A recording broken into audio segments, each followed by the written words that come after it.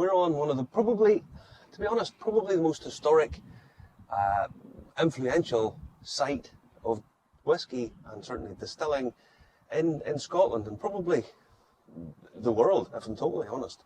Because we're at Kennet Pans and it's down here on the Firth of Forth. And it's really where the Scottish whisky industry started, and it has to be said, Irish whisky on an industrial scale started at this site. Originally this was for salt panning, and a local family called the Steens bought the land and they learned to distill from the local monks, from the friary that was here. And they established the distillery. Now it is really a place of firsts, because when they started to expand the distillery, and at the start of the Industrial Revolution, they installed a Watts and Bolton steam engine. It was the first steam engine built in Scotland.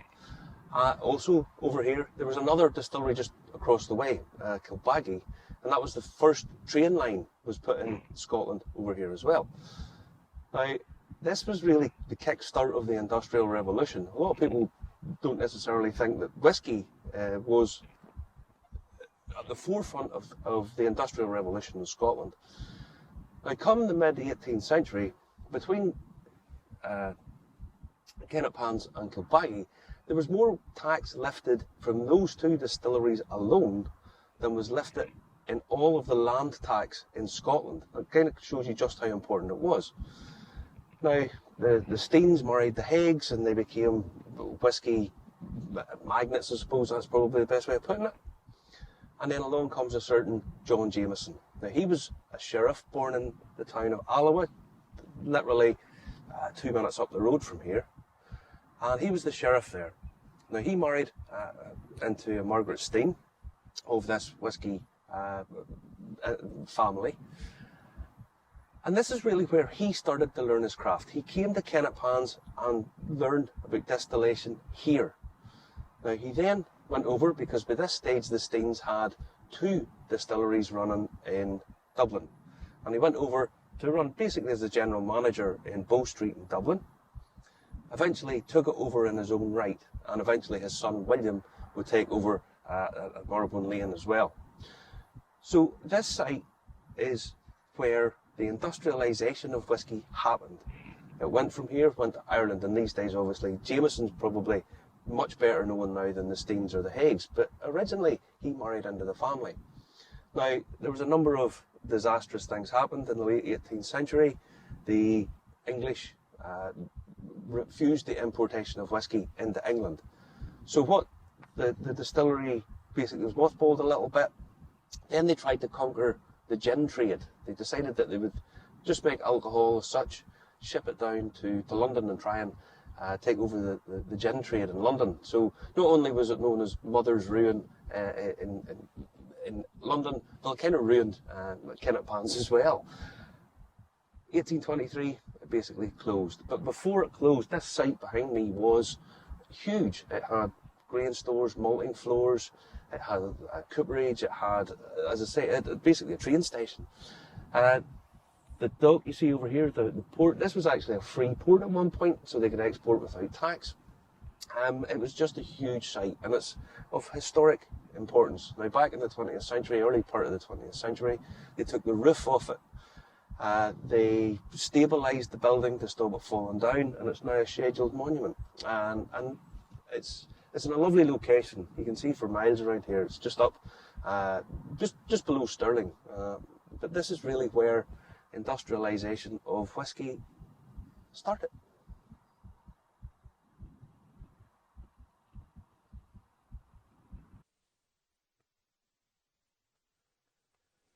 Right, I'm here with Brian Frew, who is the owner of the Kennet Pans distillery, what's left of the Kennet Pans distillery, in your beautiful summer house. Now, I have to say, this is some place, this is beautiful. Brian, you took ownership of this site, but were you aware of the history of the place before you bought it? We've lived here for over 30 odd years. Probably 20 years ago, we said to the neighbour if he was ever selling the grounds of the garden centre, we'd be interested. A few months later, he approached us, said, look, it was his intention. We did the deal. We agreed, the area we're interested in, but he threw in the ruin, the front ruin, which we weren't even aware was part of the deal. Obviously, when we signed it, we realised, but he just looked upon it as an accident waiting to happen. There's a public footpath goes past it, and it is a dangerous ruin. So we did the deal. Part of the front wall, part of the north wall collapsed, and my wife thought, look, we really don't know anything about the history. Even though we'd lived down here for so long, we knew it was a distillery, we knew it had something to do with the gin trade, and she thought, no, look, before this ruin collapses any further, so she delved into the history. And by God, it's a piece of Scottish history. Well, you've done a lot of delving. We've lucky enough to bring down some of the stuff and look through it. But so when you started, the pair of you, I assume, started doing the delving into it. Where did you start? What was the sort of initial spark? Was it the? Obviously, there was information out there, but there was not one central source of information. It was looking at old history books, and I mean, she spent about 7 years looking into it. And then we got the connection, obviously, with the Haigs, which was one of the first connections we found, and then obviously later on Jameson. And it was actually my brother-in-law that was over one night. He worked for Diageo, and all the documents were sitting about, and he said, "Do you actually realise what you've got here? The Haig and the Jameson link." And to be honest, we hadn't. Yeah. I don't drink whiskey. I obviously know who the Haig whiskey and Jameson, but I didn't put really connect the two. Yeah. And then further down the line, when we discovered about the Bolton and Watt connection, the industrialisation, we thought, this has got different aspects to it. I mean, it's a real place of firsts. Oh yes. I mean, the first commercial industrial distillery. Well, Ian Buxton, the whiskey writer, he classes the first commercial distillery in the world. I don't know. And Brian Townsend states, where distilling left the farmyard and became a true industry. And I think that nails it. That says it all. Before Kennet Pan's distilling, what was done, even the Haigs, distilling was done just down the river there. Yeah. But this is, the Steens took it to the next level. They did.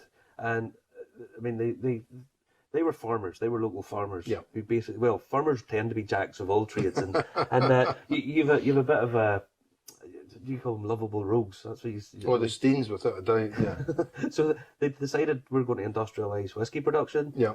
And they built here, and they brought, you have pretty much all the letters, as far as I'm aware, the correspondence between Watt and Steen about the development of the steam engine. 1786, Steen approached James Watt about installing a steam engine down here, and we're actually lucky enough to have 120 letters going back and forward. There was no internet, there was no email these days. So these were all handwritten letters from these guys corresponding about what size they were going to get. Now, in this, this is a book with the first of the letters from August to October 1786. Yeah. And they talk about an annual fee per horsepower. To power the mill, and how big it's going to be. It's going to be £50 a year. Yeah. To run that. So that was the business model. There's a subscription. Bolton and Watt always said they didn't make money building the engine. They covered their costs, but the beauty of the Bolton and Watt engine was the saving in coal and fuel. Yeah. It was a lot more economical than any other engines on the market. So the way that the model they ran was £5 surcharge per horsepower per year, and that's why Steen was so determined to try and get the output. You think, well, just oversize it, what's the big deal? But no, he was hell bent on just getting the engine for the job without going over the top. Yeah. He kept changing the spec he wanted because he really didn't know. Yeah, I mean, it's in here. He talks about our rough grain comparison to the softer grain from the south. Yeah. Everything was factored in. Everything. And when we were on the site, you were able to show us where they dressed the But the faces of the wall behind the steam engine that are, I mean, it's all original, and they spent a huge amount of money. The engine room's still there. A friend of mine who's an industrial historian said that this was bling the way they did the ruin. There was no need to face off all the stonework. Yeah. He said that was equivalent of a Rolex. They were showing off. They're just showing off. Yeah. Now the stains, I find the stains really interesting because they're not as well known now as certainly the Higgs or the Jameson would be, on an international scale, sort of whisky terms. But they were really the genesis. It was the Higgs married into the Steen family, and that really brought that sort of conglomerate, I feel like, to fruition. It's a sin, but the Hague dynasty just disappeared. You know, they put such a mark on Scottish distilling, but it just petered out. One offshoot of the family did go into manufacturing of bricks. There's two of the biggest brickworks in the world within a few miles of here, but then the name just disappeared. Yeah. I mean, probably the majority of people have never heard of Steen. Yeah. But without a doubt, for the industrialisation of Scotland, they were at the forefront of it. They had their fingers in lots of different pies, especially, I mean, you call them lovable rogues.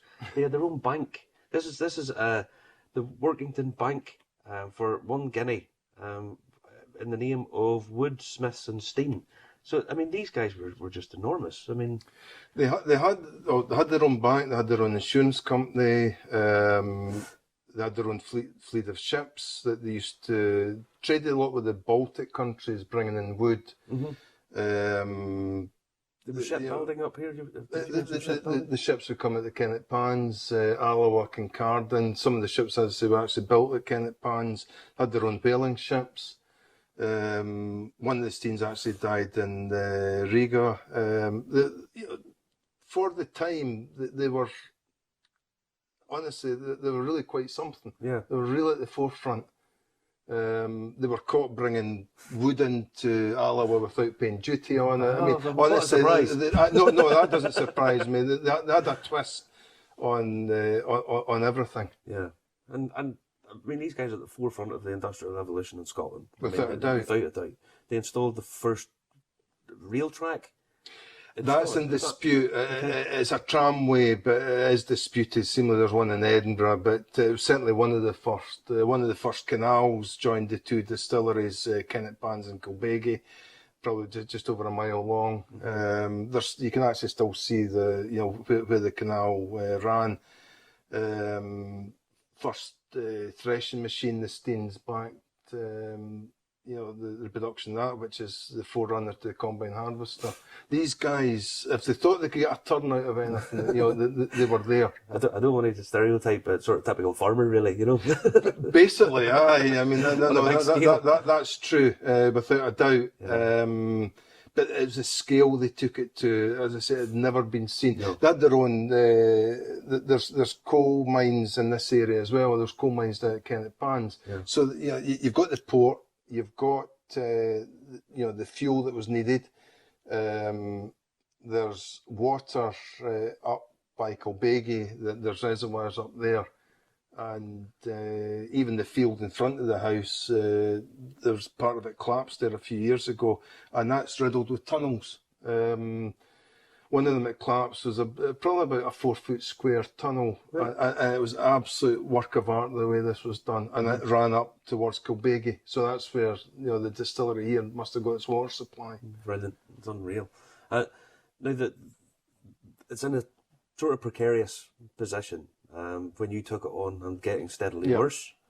You then brought in the Scottish history, or we set up a trust, a charity, and to be honest, it was in the Forth Landscape, which was I think it was an EU funded project, and they were trying to do up premises along the River Forth to do with wildlife, for birds and old industrial sites. Lime Killins was another one that received a lot of money. But when they saw Kennet Pans, they thought, they backed us, Historic Scotland. And that's what really got us on the map. Before that, no one really wanted to get involved. We actually brought a fundraiser in. I mean, that cost us about £6,000 to bring this guy in of our own money, and it didn't achieve a penny. Yeah. Because no one wanted to be first to back us. Yeah. The trust was unproven. We hadn't done anything. But when the Inner Forth Landscape Initiative kicked off, that's when Historic Scotland started to take note as well. I mean, it's a scheduled monument. That's got the same listing as Edinburgh Castle or Stirling Castle. You don't get any higher a listing. No. And Historic Scotland have been fantastic. Yeah. They've had guys working here for about 2 to 3 years. And what they've done is they've tried to keep everything as sympathetic as possible. They've shown the work that they've done. Yeah. They haven't tried to mask it up. No, they've highlighted the work that they've done. You're not allowed.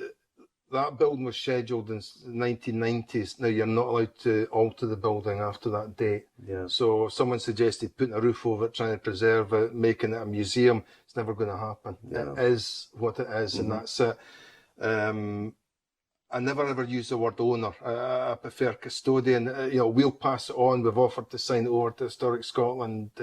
Ownership doesn't matter. It's irrelevant. It's a piece of Scottish history. It's got to be protected. And as the Scottish distilling industry as we know it, this is where it started. I mean, all of the farming, the people who did a little bit of distilling here and there, maybe sold a little bit to a smaller market. This was an industrial scale, and this took it to a totally different level.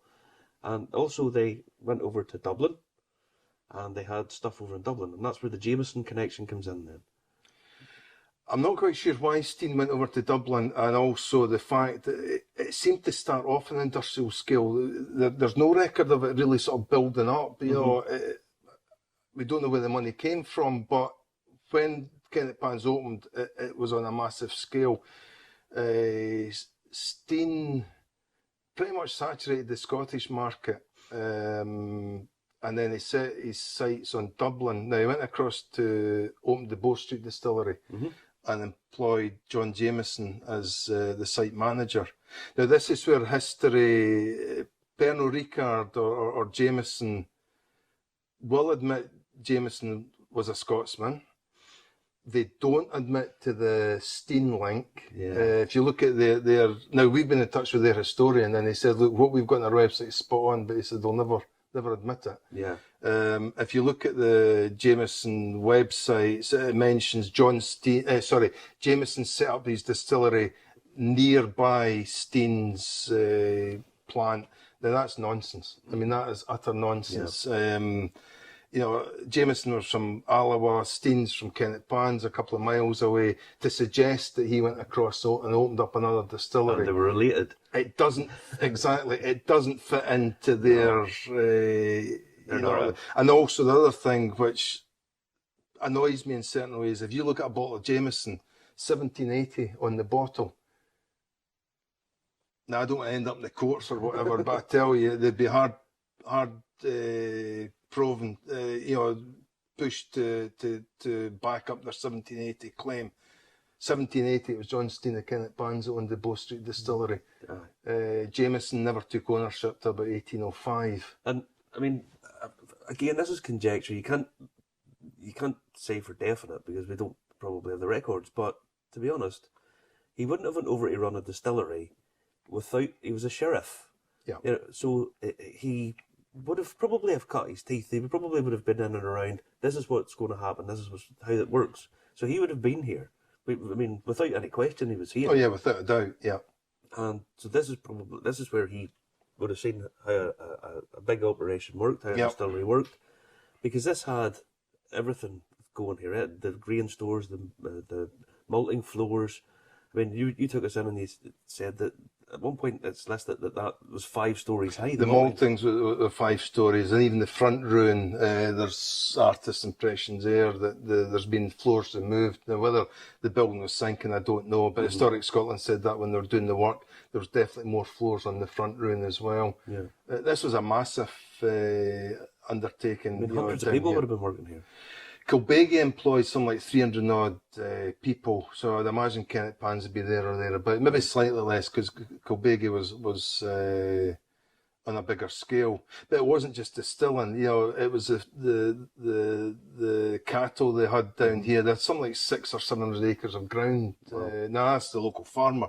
I said, you know, by today's standards, he said that's massive. He said that's virtually the whole of the karst, you know, the floodplain down here. Yeah. 7,000 cattle, was it 2,000 pigs were fed from the by-produce of the distilling. So they were easily the biggest employers in the area. Oh, without a doubt.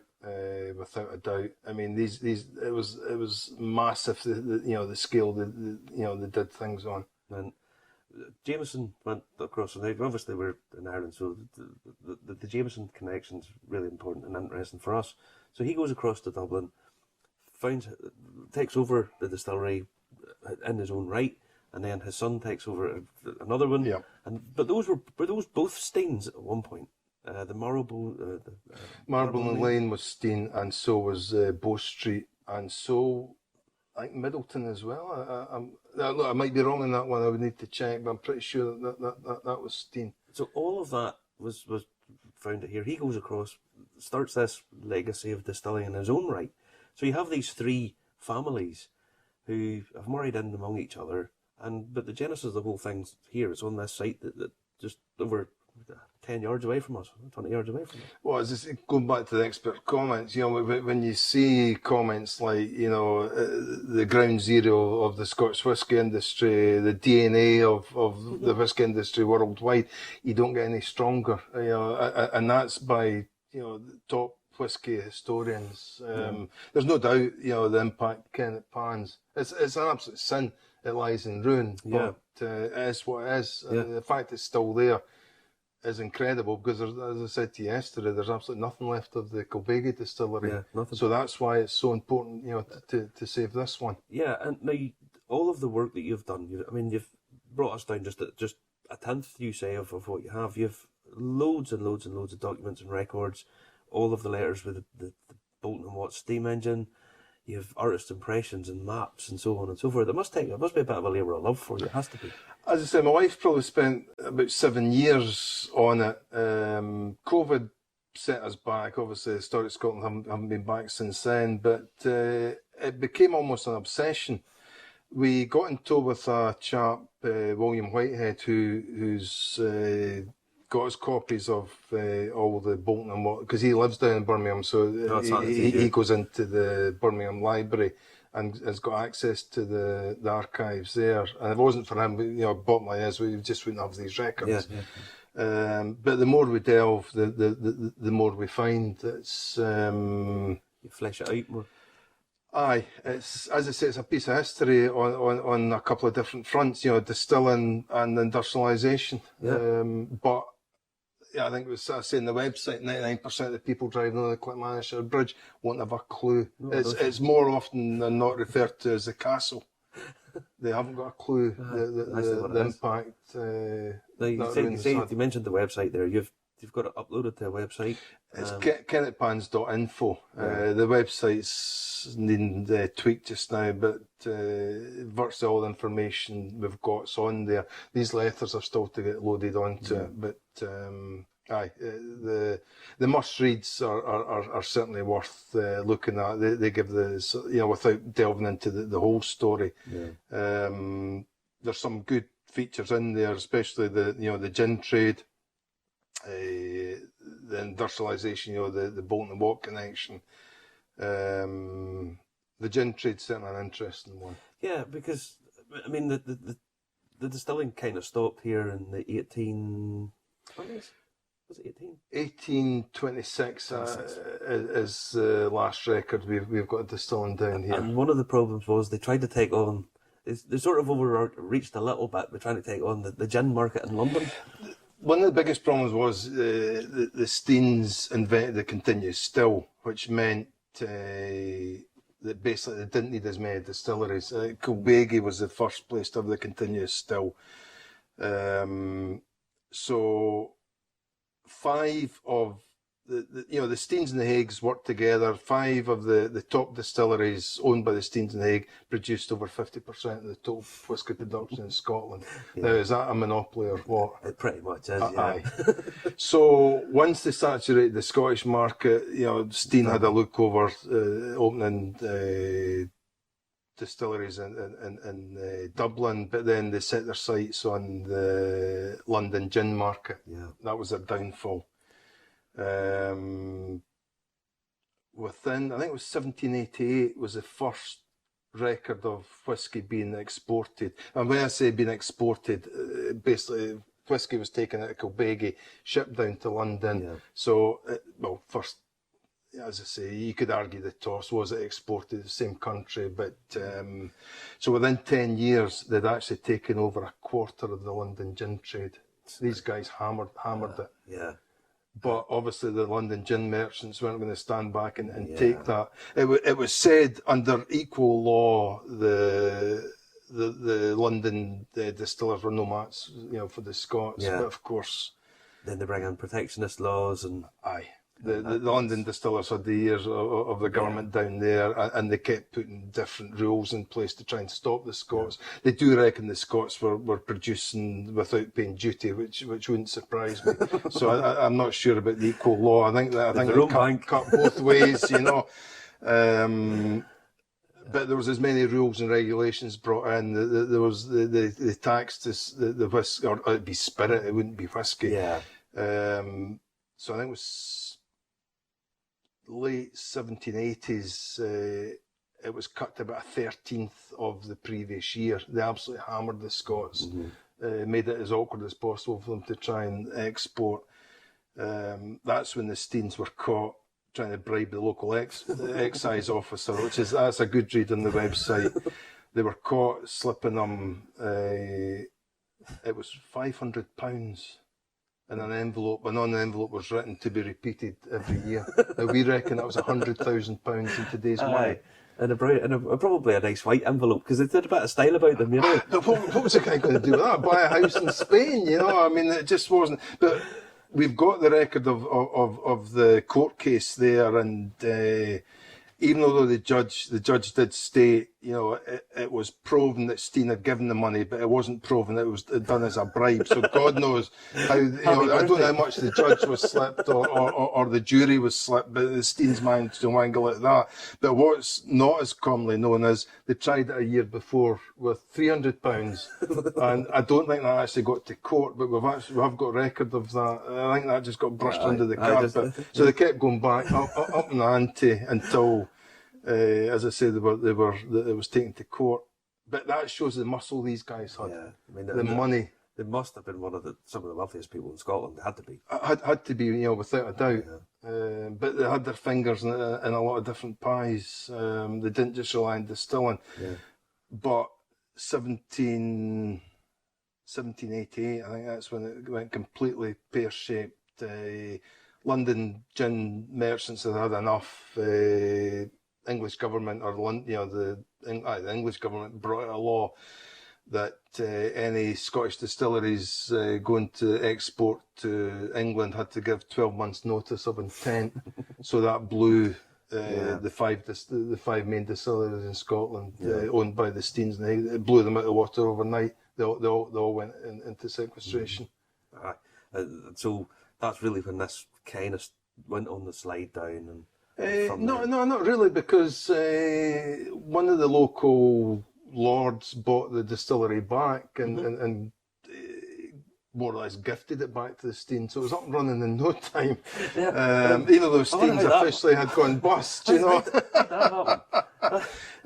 happy birthday. It was up and running. It was Lord Erskine bought the distillery, and but it probably was the start of the decline. As I say, probably the continuous still was the thing that put the nail in the coffin of Kennet Pans, because Kilbeggie got stronger and stronger, and there was probably no need for Kennet Pans. Yeah, you could make probably up there more than enough for cover buffalo. The amount of gin that used to get produced up there was incredible. So 1826 is the last record we've got distilling down here. But it's an amazing sight, and I hope Historic Scotland come back, finish off the work that they've started, and let people go in round but the fact that it's there should be much better known in the whisky world. I'm surprised actually the lack of interest, but then that's why it comes back to us as well for maybe not promoting it. As I say, we brought in a fundraiser, and he was actually surprised. It was just not to raise funds now. You've got to tick certain boxes, and make sure you're not laundering money for the Steens, for the judges that the Steens bribed. There's got to be a community interest. Well, it's a dangerous ruin. I mean, we can't really allow people in there just now. So it's sort of chicken and egg. Until we get the ruin stabilised, our hands are tied. To what we can actually do down here. We don't want, as I said to you yesterday, as like a Disney attraction. But our goal is to have it open at some point, have storyboards, just tell the story. Just tell the story, because I mean, it's I can't overstate this enough. It is kind of the genesis of not only the commercialisation of whisky in Scotland, but in Ireland as well. These days, Jameson sells as a brand sells more than the rest of Irish whisky combined, and this is where it started. There's no doubt about that. This is where it started, down at Kennet Pans. Now, Brian, thank you very much. It's a joy. This is a beautiful location. I mean, it's just a stunning place. And you've been very kindly talked to us, and thank you very much. No, not at all. It's my pleasure to show anyone around. I mean, if anyone wants to get in touch with us through the website, I'm more than happy to show them around the ruin. I'm sure you will. There's not an issue. Thank you very much. Okay, thanks.